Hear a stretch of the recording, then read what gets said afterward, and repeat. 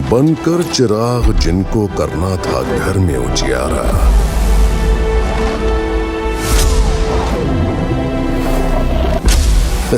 हो गया नशे से उनका जीवन अंधियारा।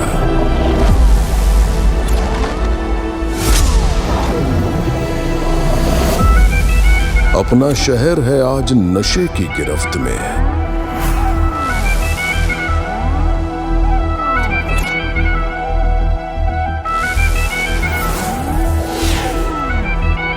इसके जद में ना आ जाए हिंदुस्तान सारा।